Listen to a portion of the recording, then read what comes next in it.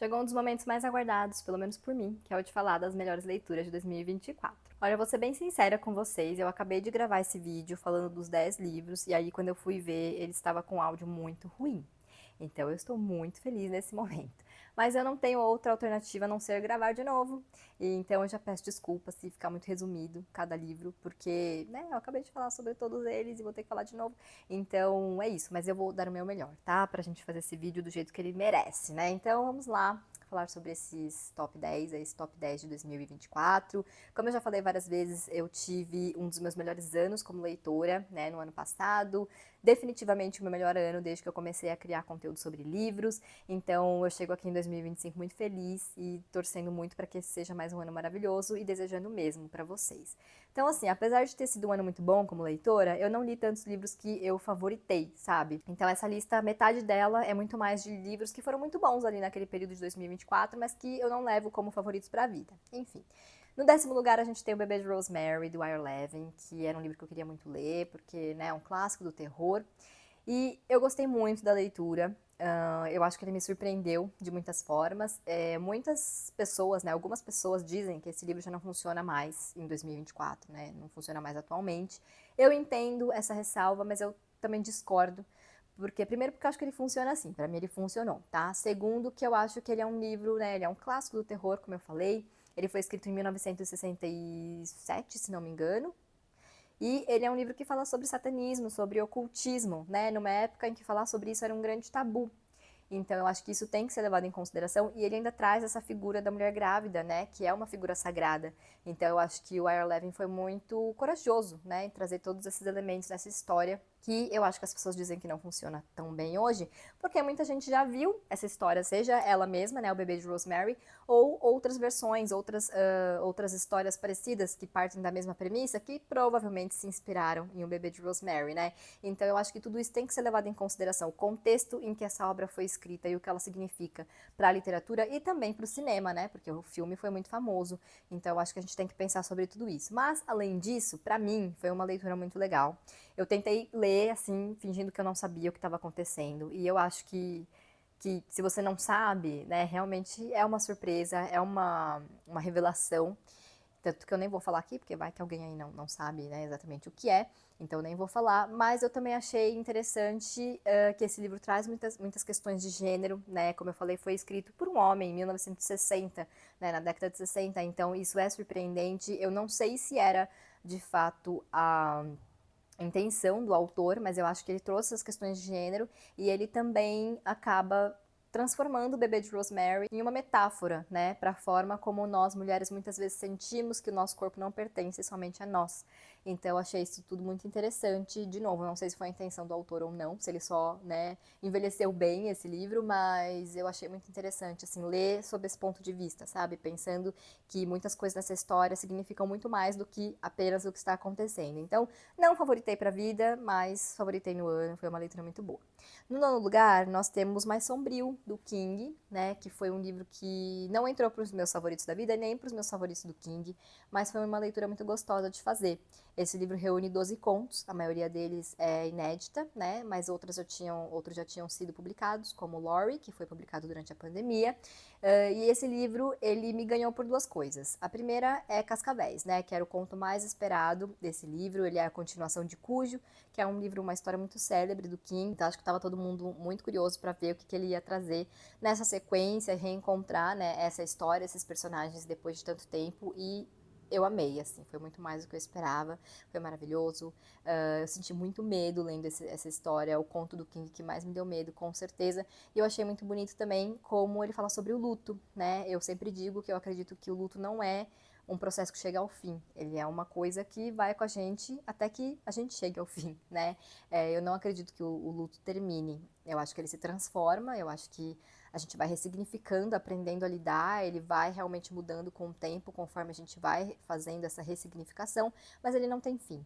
E Cascavéis mostra isso também. Então, essa mistura perfeita do terror, né, com esse lado um pouco mais emotivo, da questão do luto e da perda e tal. E outro aspecto é que foi uma leitura muito gostosa, né? Como eu sempre falo quando eu falo de Mais Sombrio, esse livro, esses contos desse livro, eles muitos são esquecíveis, sabe? Eles são aquelas histórias que não mereciam ficar engavetadas para sempre, né? Mas que também não tem muito para onde ir, então elas são perfeitas para compor justamente coletâneas de contos. Então tem muitas histórias que são mais fracas, assim, mas foi uma leitura muito gostosa para mim, né? Alguns contos são bem curtinhos, então também você lê rapidinho, tem finais surpreendentes, reviravoltas grandes, então foi uma leitura muito fluida, assim, nesse sentido de ser muito envolvente, realmente, né? Então esses dois aspectos me fizeram gostar bastante de Mais Sombrio. No oitavo lugar, a gente tem o Caçador de Pipas, né, do Khaled Hosseini, que a gente leu no clube no ano passado, e aí eu decidi fazer essa leitura coletiva porque era um dos livros favoritos do meu pai, e eu tinha pego o exemplar emprestado com ele e acabei não fazendo a leitura, né, e aí meu pai faleceu, então não tive a oportunidade de conversar com ele sobre essa história. Então já tinha essa questão afetiva aí envolvida, né, com esse livro. Mas ele foi uma leitura que realmente me surpreendeu. Primeiro que eu gostei muito, né, de conhecer um pouco mais do Afeganistão e dos conflitos que aconteceram por lá, né, eu acho que esse livro traz esse lado cultural muito interessante, político também, né, histórico e social e etc, então esse foi um ponto que eu gostei muito, mas que era algo que eu já esperava, mas eu acho que eu fiquei surpresa também, porque ele também traz questões de gênero interessantes, e isso, a gente falando de um homem escrevendo, né, no início dos anos 2000, se não me engano, e no Afeganistão, que a gente sabe que é uma cultura que tem uma desigualdade de gênero ainda maior, né? Então isso me surpreendeu muito positivamente. Ele também traz uma relação pai e filho bem intensa, assim, bem tridimensional. Eu acho que um dos pontos muito interessantes desse livro é o quanto o Amir, né, que é o protagonista, e o pai dele também, são muito tridimensionais, são complexos, são falhos, né? Eu acho que isso sempre traz, assim, sentimentos conflitantes pra gente, mas é justamente isso que enriquece a leitura, né? Porque a gente consegue pensar sobre várias perspectivas, e sobre a vida como ela é e as pessoas como elas são, né? Ninguém é perfeito, obviamente, ninguém só acerta, então é interessante ver tudo isso. O Amir, ele é um personagem que ele é retratado com muita honestidade, né? Então mesmo quando a gente vê ali coisas que a gente não concorda, que a gente, como fala? Que a gente recrimina, a gente consegue compreender de alguma forma, né? E principalmente por essa construção do personagem. Então, esse foi um ponto que eu gostei demais. E é uma história muito fluida.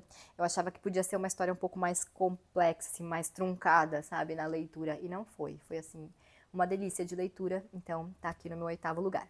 No sétimo lugar, nós temos Uma Mulher, da Annie Ernaux, que era uma autora que eu queria muito conhecer. A Annie Ernaux, ela inaugurou um gênero, né, que é a autossociobiografia, que é uma mistura de não ficção com história, com sociologia. E falando assim, talvez seja difícil de visualizar, mas uma vez que você faz uma leitura dela, você consegue entender qual é a proposta desse gênero, né? Eu li, então, Uma Mulher, em que ela fala sobre a mãe dela, né? Logo depois que a mãe faleceu, uns 2 meses depois ela começou a escrever esse livro.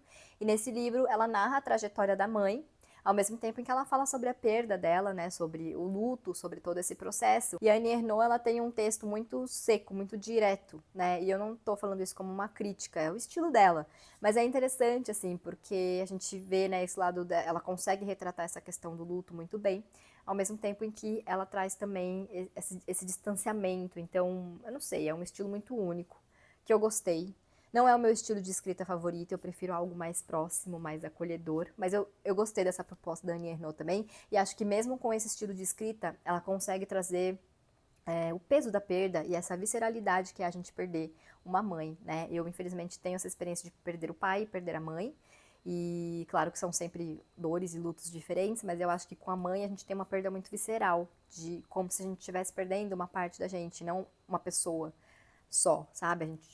Parece que a gente tá perdendo algo mais visceral mesmo, mais interno, não sei explicar. E eu sinto isso, e foi algo que eu senti muito com Uma Mulher.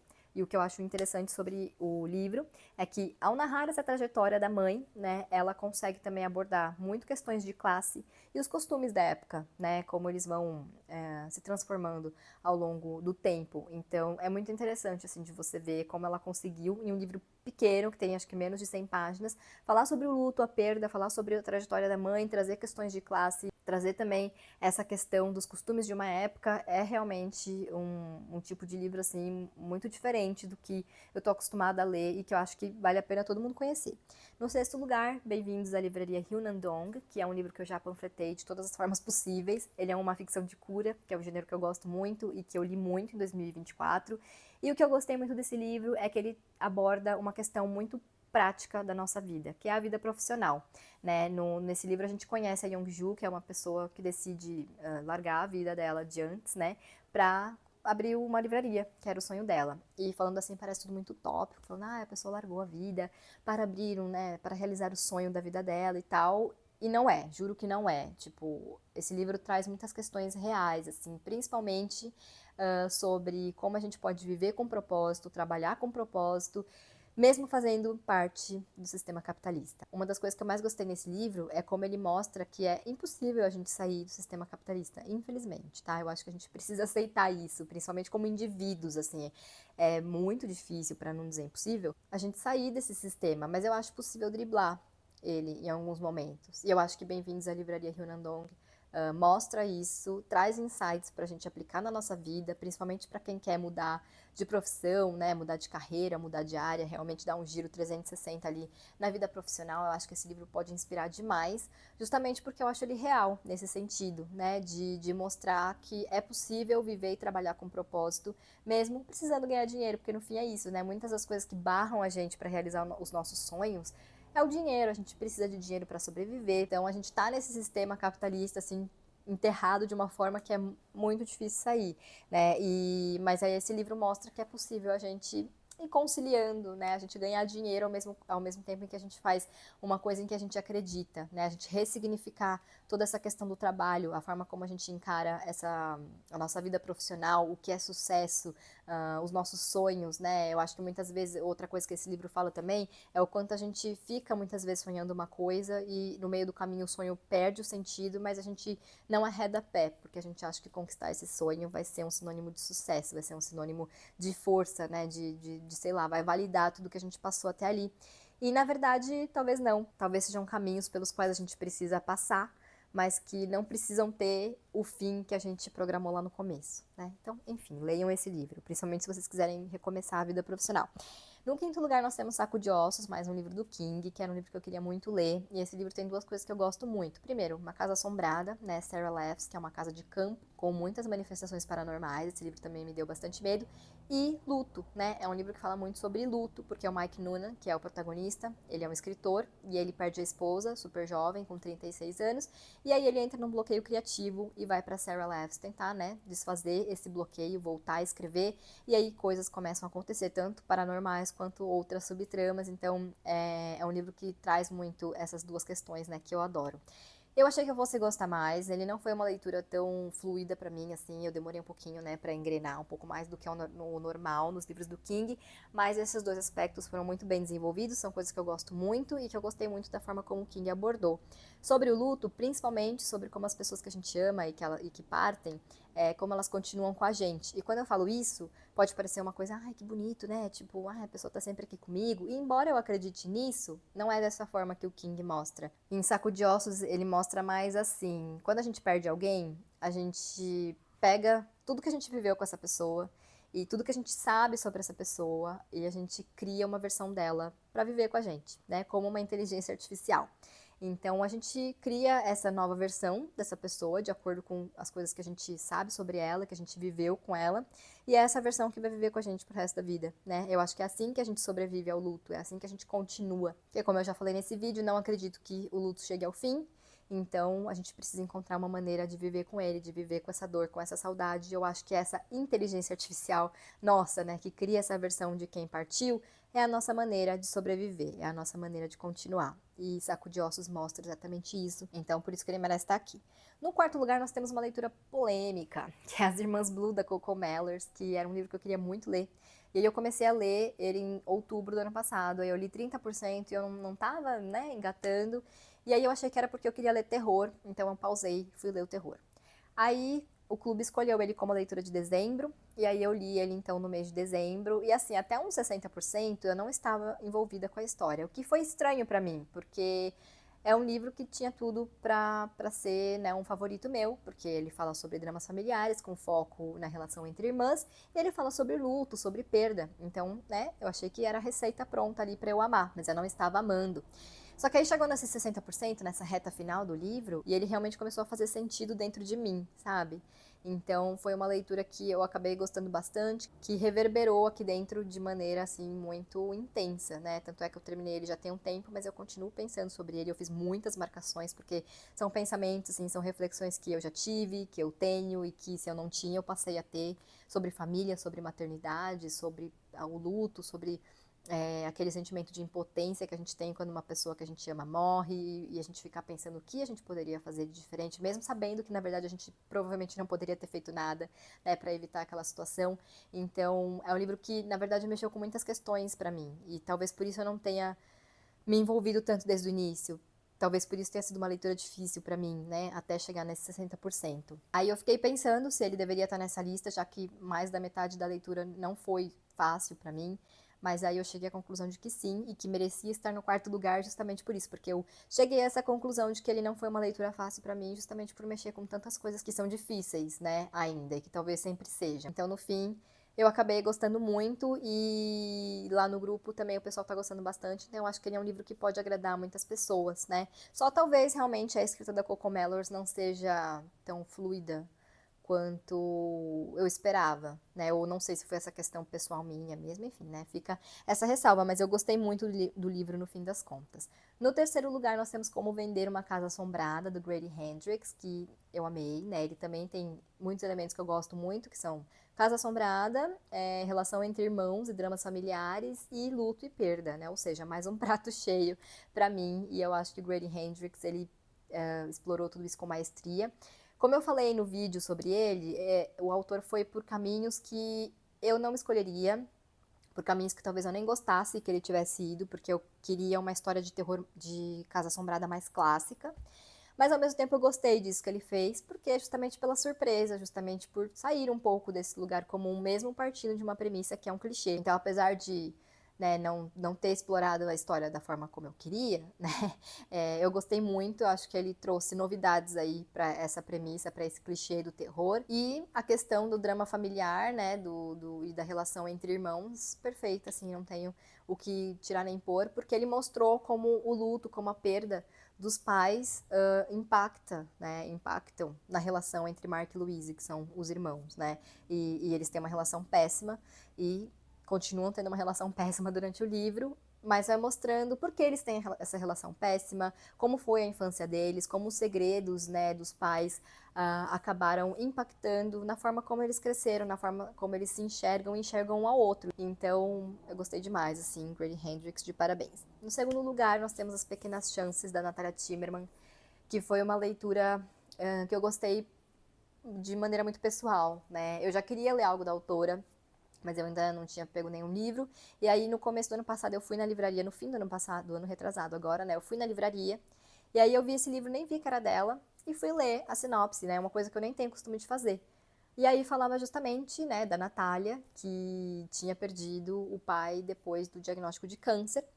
E aí eu me interessei, porque, né, justamente a minha história, de um monte de gente, eu sei, mas enfim, me tocou de uma maneira muito pessoal essa sinopse, então eu decidi fazer essa leitura. Ele é uma mistura de ficção com não ficção, né, porque a Natália de fato perdeu o pai depois do diagnóstico de câncer, mas não dá para saber exatamente onde, o que é ficção e o que não é.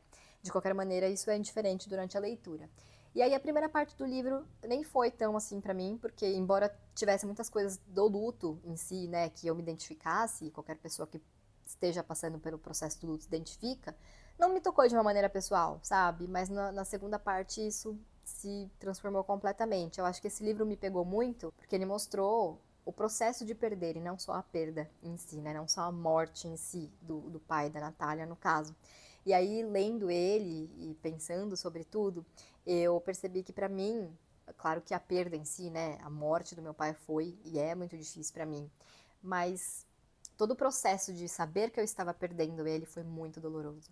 Ainda mais que eu estava grávida e depois o Juliano era pequenininho, então foi uma coisa muito intensa para mim, esse processo de perder, você saber que você está perdendo. Eu lembro que quando mudou o ano, né, de 22 para 23, eu sabia que meu pai ia partir. E foi muito estranho eu começar um ano sabendo que eu ia passar por uma das coisas mais difíceis da minha vida.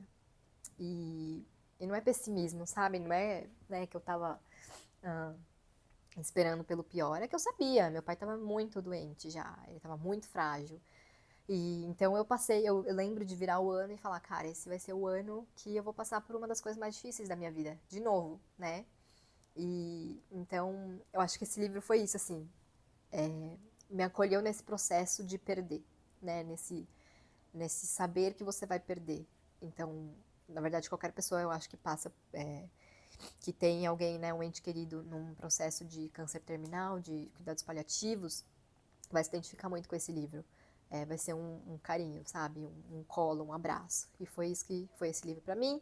E ele tem também alguns outros aspectos que eu me identifiquei bastante, né? Algumas outras coincidências, assim, que me tocaram, assim, de forma pessoal. Então, eu amei. E no primeiro lugar, Amanhã, Amanhã e ainda Outro Amanhã, né? Que eu já panfletei muito desde que eu fiz a leitura em fevereiro do ano passado. Eu já falei demais desse livro, então eu sinto que qualquer coisa que eu falar aqui vai ser uma repetição, então eu vou falar o meu script, né, sobre Amanhã, Amanhã e da Outra Manhã, que é um livro que fala sobre a relação de duas pessoas, Sadie Green e Samson Mazer, e ele acompanha esses dois personagens durante mais de 3 décadas, então a gente acompanha, né, eles crescendo e crescendo juntos e separados, a vida deles juntos e separados, e é muito interessante a gente acompanhar tudo isso porque é uma relação muito conturbada. E aí, de novo, né, algumas pessoas, muitas pessoas dizem, ah, mas se o Sam e a Sadie sentassem e conversassem, tudo seria resolvido. E eu concordo, mas como eu sempre digo, na vida nada é assim, né, principalmente nas nossas relações mais íntimas, nas nossas relações com as pessoas que a gente mais ama e com quem a gente mais se importa. Não deveria ser assim, talvez? Não, não deveria, mas né, a gente tem dificuldade de demonstrar nossas vulnerabilidades, de incomodar o outro, às vezes, com coisas que a gente acha que são besteiras, mas que são besteiras que atingem a gente, que impactam na forma como a gente é e nessa relação. A gente tem muito essa dificuldade, né, de acessar muitas vezes essas questões nossas e depois expô-las para o outro, né, nessas relações mais íntimas que a gente tem, e nisso a gente vai deixando passar, essa bola de neve vai se formando, vai crescendo, e numa hora pode ser difícil você lidar com ela, né, chega uma hora que essa bola de neve fica entre você e a outra pessoa, e é difícil fazer com que ela vá embora, então, sim, seria muito fácil se Sadie e Sam sentassem e conversassem sobre todas as coisas, mas não é assim na vida real, e eu gostei de ver como a autora trouxe isso também para o livro.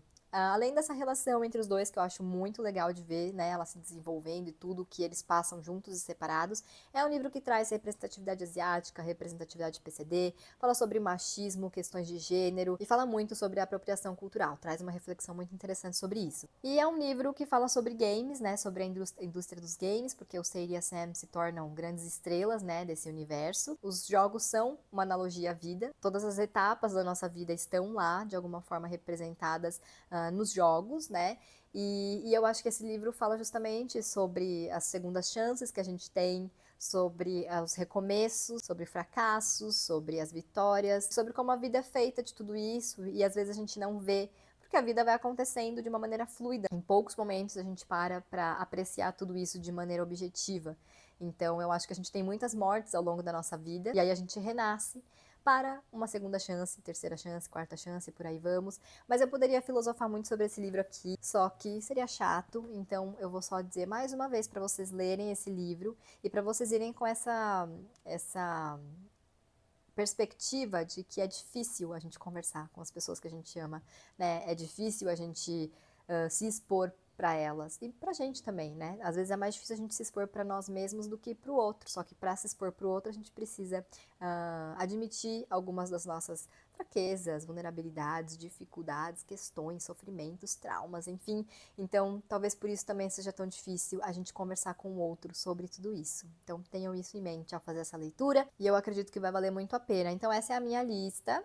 Quero saber se vocês já leram ou têm vontade de ler algum desses livros. Me desculpem se esse vídeo ficou corrido, mas é porque eu realmente tinha acabado de gravar e aí tive que fazer de novo, mas enfim, dei o meu melhor. E me contem quais foram os favoritos de vocês de 2024 para ver se eu roubo alguma indicação. Então eu vou ficando por aqui, a gente se vê em breve em um novo vídeo.